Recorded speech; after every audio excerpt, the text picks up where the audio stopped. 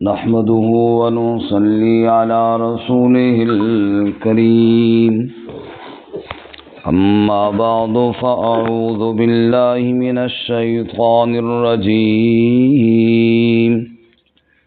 بسم الله الرحمن الرحيم الله الذي خلق 7 سماوات ومن الأرض مثلهن يتنزل الأمر بينهن لتعلموا أن الله على كل شيء قدير وأن الله قد أحاط بكل شيء علما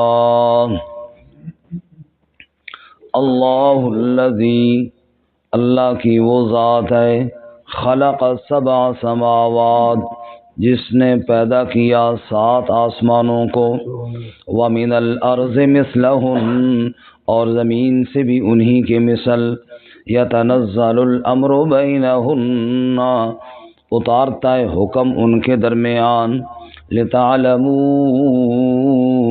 تاکہ تم جان لو ان اللہ علی کل شیء قدیر بے شک اللہ تعالی ہر شے پر قدرت رکھنے والا ہے وان اللہ قد احاط بكل شیء علما اور بے شک اللہ تعالی نے یقیناً ہر چیز کو علم کے ذریعے گھیر رکھا ہے سبحان ربک رب العزت عما یصفون وسلام علی المرسلین والحمد للہ رب العالمین اللہم صل علی محمد وعلی آل محمد کما صلیت علی ابراہیم وعلی آل ابراہیم انک حمید مجید اللہم بارک علی محمد وعلی آل محمد کما بارکت علی ابراہیم وعلی آل ابراہیم انک حمید مجید معزز سامعین، سورۃ الطلاق کی آخری آیت نمبر 12 تلاوت کی ہے۔ اللہ رب العزت اس کے مطابق صحیح بیان کی توفیق عطا فرمائیں اور ہمیں قرآن و سنت پر عمل کرنے کی توفیق عطا فرمائیں۔ سورہ مبارکہ میں اصلاح معاشرہ کے قوانین بیان ہوئے، طلاق اور عدت کے مسائل بیان ہوئے، نان نفقے اور خرچے اور رہائش کے احکامات بیان ہوئے، اور گزشتہ سبق میں اللہ رب العزت نے پہلی قوموں کی ہلاکت کا تذکرہ کیا اور یہ بات سمجھائی کہ اللہ کے احکامات پہ عمل کرو ورنہ اللہ کے عذاب آنے میں دیر نہیں لگتی اور اللہ کی پکڑ سے کوئی بچ اور بھاگ نہیں سکتا۔ اب آخری آیت مبارکہ میں اللہ تعالیٰ نے مسئلہ توحید کو بیان کیا۔ بھائی حکم تب مانیں گے جب حاکم کو مانیں گے، حاکم کا پتہ چلے گا کہ حکم دینے والا کون ہے۔ جب تک حاکم کو نہیں مانیں گے تب تک حکم کی اہمیت سمجھ میں نہیں آئے گی۔ ایک افسر کمرے میں بیٹھا ہوا ہے اور وہ وہاں سے صرف بیل بجاتا ہے اور ملازم اور چوکیدار وہ بھاگ کر کے جاتا ہے، حالانکہ اس نے آواز بھی نہیں دی، لیکن وہ جانتا ہے کہ یہ بیل بجانے والا میرا افسر ہے، اس کی اہمیت کو سمجھتا ہے، اس لیے بھاگ کر جا کر حاضر ہو جاتا ہے۔ اور اگر وہ چھٹی کے ٹائم بھی اس کو آواز دے تو یہ بھاگ کر جاتا ہے، اس کی بات سنتا ہے، کیونکہ اس کی عظمت اور مقام اس کے دل میں ہے، یہ سمجھتا ہے کہ یہ میرا افسر ہے اور یہ میں اس کے ماتحت ہوں۔ اب اگر وہی ملازم صاحب کو آواز دے تو پہلی بات ہے وہ جائے گا ہی نہیں، اگر گیا بھی تو اس نے 2 4 سنا دینی میں مجھے کیوں تو نے آواز دی ہے، کیونکہ اس کی اہمیت اس کے دل میں کوئی نہیں ہے۔ جب تک حکم دینے والے کی اہمیت دل میں نہ آئے تب تک حکم کی اہمیت سمجھ میں نہیں آتی۔ اب یہ جو کائنات ہے، اس کائنات میں حکم صرف اللہ ہی کا چلتا ہے۔ بولو کس کا چلتا ہے جی؟ حاکم حقیقی اللہ ہی کی ذات ہے، خالق اور مالک اللہ تعالیٰ کی ذات ہے۔ جب پوری کائنات کا خالق اللہ، مالک اللہ، رازق اللہ، مدبر اللہ، محیی ممیت اللہ، تو پھر یہ ساری صفات پر جب ہمیں یقین کامل ہوگا تب اللہ کے احکامات پر عمل کریں گے۔ اس لیے آپ قرآن مجید میں دیکھ رہے ہیں، اور دیکھیں اور غور کریں اور بار بار دیکھیں اور سنیں، تو قرآن مجید نے سب سے زیادہ مسئلہ توحید کو بیان کیا ہے، اللہ کی وحدانیت کو بہت ہی زیادہ بیان کیا ہے۔ حتیٰ کہ بعض مفسرین نے تو یہ فرمایا کہ اگر قرآن مجید میں اندازہ لگایا جائے تو 25 پارے میں صرف توحید بنتی ہے اور 5 پاروں میں باقی احکامات بنتے ہیں۔ یعنی اتنا زیادہ اللہ تعالیٰ نے اپنی وحدانیت اور اپنی عظمت پر دلائل اور اپنی قدرت پر دلائل کو بیان کیا کہ قرآن مجید کا اکثر حصہ اس پر لگ گیا۔ اور یہ حصہ کیوں لگ گیا اور مقصد کیا تھا؟ صرف یہ مقصد تھا کہ تم حاکم کو سمجھو، تم حاکم کو جانو۔ جب حاکم کو سمجھ جاؤ گے تو پھر حکم پر عمل ہوگا، جب تک حاکم کو نہیں سمجھو گے تب تک حکم پہ عمل نہیں ہو سکتا۔ اس لیے یہ سورۃ الطلاق میں ہم نے جتنے احکامات پڑھے، یہ احکامات بیان کرنے کے بعد آخر میں اللہ تعالیٰ نے اپنی حاکمیت کو بیان کیا، اپنی قدرت کو بیان کیا، اور یہ بتایا کہ حکم دینے والا کون ہے جی؟ اور پھر اللہ تعالیٰ نے اپنی مشہور 2 صفتوں کا ذکر کیا، ایک صفت قدرت اور دوسری صفت علم، جنہی سے مل کر الہ بنتا ہے۔ اللہ فرماتے ہیں قادر بھی میں ہوں اور علیم بھی میں ہوں، ہر چیز پر قدرت رکھنے والی ذات بھی میری ہے۔ میں جب چاہوں کائنات کو تباہ و برباد کر دوں، میں جب چاہوں تیرے نفع اور نقصان کے فیصلے کر دوں، میں جب چاہوں تیری عزت اور ذلت کے فیصلے کر دوں، اور میں علم والا بھی ہوں، میں جانتا ہوں کہ تو کیا کر رہا ہے، اور تیری کوئی بات مجھ سے مخفی نہیں، تیرے دلوں کی دھڑکنوں سے بھی میں واقف ہوں۔ تو اس لیے اللہ ہی کو پہچانو، جب اللہ کو پہچانو گے تو پھر اس کے احکامات پر عمل ہو سکے گا۔ اللہ تعالیٰ میں اپنی پہچان نصیب فرمائے۔ کسی بزرگ کا قول ہے، من عرف نفسہ فقد عرف ربہ، جس نے اپنے آپ کو پہچان لیا اس نے اپنے رب کو پہچان لیا۔ اپنے آپ کو پہچان لیا کہ میں کیا تھا اور آج کیا ہوں، اور پھر میرا آگے انجام کیا ہونے والا ہے۔ نطفے سے مجھے انسان کس نے بنایا، ماں کے پیٹ سے مجھے یہاں تک کون لے کر آیا، اور کل میرے ساتھ کیا ہونے والا ہے۔ یہ بات جس نے سمجھ لی ہے وہ ضرور اللہ کو بھی سمجھ جائے گا، اور جس نے اس بات پر غور نہیں کیا کہ میں کیا ہوں اور میں نہیں، بس میں تو پھر میں ہوں، اگر اس میں آ گیا تو پھر وہ کبھی اپنے حاکم حقیقی رب کو نہیں پہچان پائے گا۔ فرمایا اللہ الذی خلق 7 سماوات، اللہ کی وہ ذات ہے جس نے 7 آسمان بنائے۔ سورۃ الملک میں اللہ فرماتے ہیں خلق 7 سماوات طباقا، تہ بتہ اللہ نے اوپر نیچے 7 آسمان بنا دیے۔ وَمِنَ الْأَرْضِ مِثْلَهُنَّ، یہ 7 آسمانوں کو بنانے والا کون ہے؟ اور سورہ ملک میں اللہ فرماتے ہیں ما تَرَى فِي خَلْقِ الرَّحْمَنِ مِن تَفَاوُتٍ فَارْجِعِ الْبَصَرَ هَلْ تَرَى مِن فُطُورٍ، اے انسان تو غور تو کر، آسمان میں کہیں تجھے سوراخ نظر نہیں آئے گا، کہیں تجھے دراڑ اور شگاف نظر نہیں آئے گا۔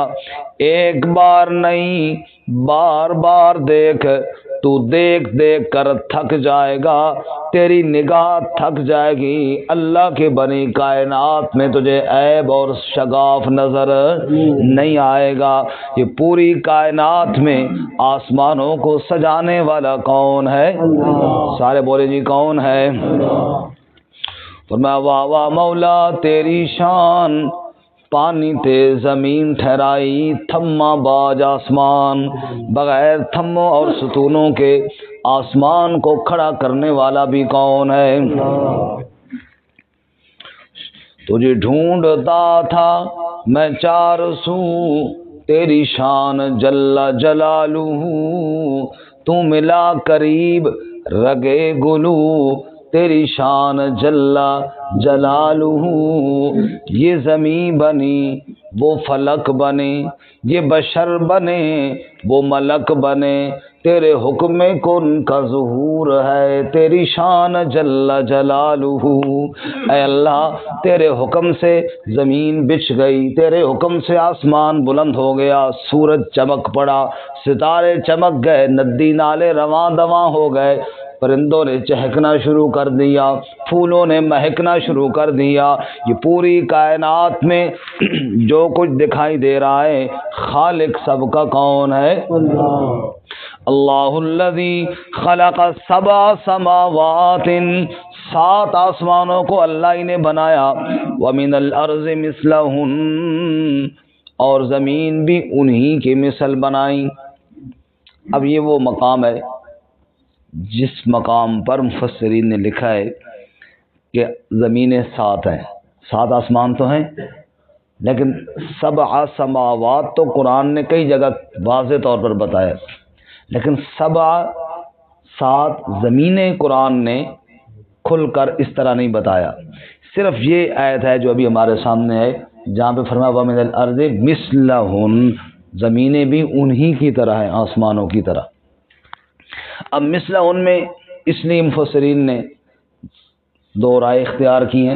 بعض مفسرین فرماتے ہیں کہ مثلا ان سے مراد اسی طرح طے بتائے، جس طرح 7 آسمان اوپر نیچے ہیں، ایسی زمین بھی اوپر نیچے ہیں۔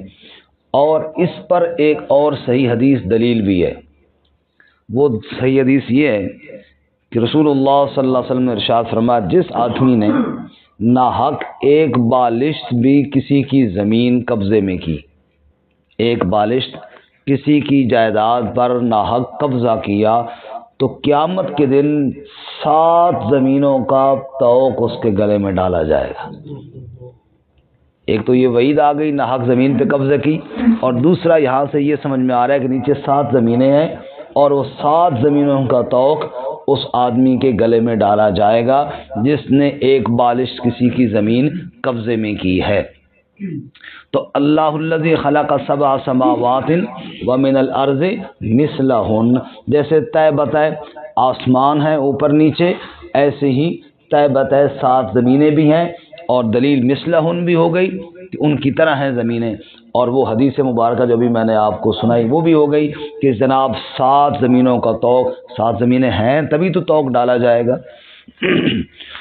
دوسری رائے مفسرین کی یہ ہے کہ اس میں مثلہن سے ضروری مراد نہیں ہے کہ اسی طرح 7 ہی ہوں، جیسے ایک آدمی کہتا ہے بھائی جیسے تم کھاتے ہو ایسے میں بھی کھاتا ہوں، اب تم آگے 100 بندے بیٹھو، میں اکیلا بندہ کہہ رہا ہوں تو اتنا تو نہیں کھاتا جتنا 100 بندے کھاتے، مطلب جیسے تم بھی کھاتے ہو ایسے میں بھی کھاتا ہوں۔ تو جیسے اللہ خالق آسمانوں کا ہے ویسے ہی اللہ خالق زمین کا بھی ہے۔ اس کا مطلب یہ ہے کہ آسمانوں کو بنانے والا بھی اللہ اور زمینوں کو بنانے والا بھی کون ہے؟ اب وہ 7 ہوں، وہ 10 ہوں، وہ 1 ہو، وہ 2 ہوں، اس کی تعداد اللہ نے کھل کر جب نہیں بتائی تو ہمیں اس میں زیادہ بحث کی بھی ضرورت نہیں۔ واللہ تعالی عالم بالصواب۔ باقی یہ بات تو کنفرم ہے نا کہ اللہ تعالیٰ کی مخلوق اتنی ہے جو دنیا تھک جائے گی، مر جائے گی، پوری کائنات کی تحقیق کسی کے سامنے مثلا ہم تو ابھی اپنا ملک پاکستان پورا نہیں دیکھ سکے، ہمارا چھوٹا سا ملک ہے، پورا ملک ہر گاؤں ہر جگہ ابھی تک ہم اس کی نہیں جان سکے۔ پھر دوسرے ممالک ہیں، پھر ہر ایک کی گھومنے کا علم کا معیار الگ الگ ہے، کسی کو تھوڑا پتہ ہے، کسی کو زیادہ پتہ ہے۔ جو ہمارے سائنسدان ہیں ان کی تحقیقات زیادہ ہیں، بہت سارے سیارے، بہت سارے ستارے وہ دریافت کر چکے ہیں، لیکن پھر بھی بہت کچھ رہتا ہے جہاں تک ابھی وہ بھی نہیں پہنچ سکے۔ بڑے بڑے علم والے، بڑے بڑے محنت والے وہ مشقت محنت کرتے رہیں گے، تحقیقات ہوتی رہیں گی، قیامت آ جائے گی، ساری کائنات رب کے علاوہ جانتا بھی کوئی نہیں ہے۔ اس لیے اللہ فرماتے ہیں اللہ الذی خلق سبع سماوات، یہ حکم جو تمہیں دیے گئے دینے والا خالق کائنات ہے، جس نے 7 آسمانیں بنائیں، ومن الارض مثلہن، زمینیں بھی انہی کی مثل بنا دیں۔ اچھا 7 آسمانیں بھی بنائیں، یہ زمینیں بھی بنائیں کیوں ہیں، مقصد کیا ہے؟ فرمایا یتنزل الامر بینہن، اس لیے بنائیں تاکہ ان کے درمیان اپنے احکامات نازل کرے، حاکم خود بنے اور حکم چلائے۔ آسمانوں میں بھی اللہ کا حکم چلتا ہے اور زمینوں میں بھی حکم کس کا چلتا ہے؟ اور اللہ نے بنائی کائنات اس لیے ہے تاکہ اللہ تعالیٰ کے حکم کو لوگ پہچانیں۔ تو یہ ہے مقصد انسانیت، جس کو دوسرے مقام پہ یوں بیان کیا وما خلقت الجن والانس الا لیعبدون، جن و انس کو اپنی عبادت کے لیے بنایا۔ فرمایا انسان کہلانے کا حقدار وہ ہے جس کی زندگی کا کوئی مقصد ہو۔ بھئی دیکھو صرف کھانا مقصد ہو تو جانور بھی کھاتے ہیں، صرف اولاد بڑھانا مقصد ہو تو جانوروں کی بھی اولاد ہوتی ہے، یہ چیزیں تو جانوروں میں بھی ہیں۔ انسان کیا ہوگا؟ یتنزل الامر بینہن، جو اللہ نے امر نازل کیا اس کے امر کو پہچانے، اور اللہ کا امر اس وقت ہمارے پاس قرآن مقدس کی صورت میں موجود ہے۔ یہ اللہ کا امر ہے، یہ اللہ کے امر کی کتاب ہے، یہ اللہ کے حکم کی کتاب ہے، اس کے قریب آئیے اور اس کو سمجھیے۔ یہی مقصد انسانیت ہے، دنیا میں آنے کا مقصد ہی یہی ہے۔ یتنزل الامر بینہن، اللہ حکم نازل کرتا ہے ان کے درمیان۔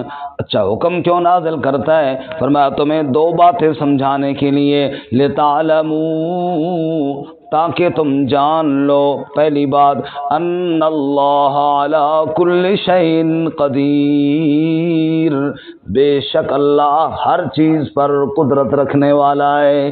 کائنات کی ایک ایک چیز میں غور کرو، آسمانوں اور زمین کی ایک ایک چیز پر غور کرو، تمہیں پتہ چلے گا قدرت والی ذات صرف کس کی ہے؟ سارے بولیں، زور سے بولیں، کس کی ہے؟ قادر حقیقی پوری کائنات پہ قدرت رکھنے والا صرف کون ہے؟ ایک تو تمہیں یہ بات سمجھانا مقصود ہے، اور دوسری بات وَأَنَّ اللَّهَ قَدْ أَحَاطَ بِكُلِّ شَيْءٍ عِلْمًا، بے شک اللہ ہی کی وہ ذات ہے، قد احاطہ یقیناً جس نے گھیر لیا ہے، بِكُلِّ شَيْءٍ ہر شے کو، ہر چیز کو، علما علم کے ذریعے پوری کائنات میں ایک ایک ذرے کا علم رکھنے والا کون ہے؟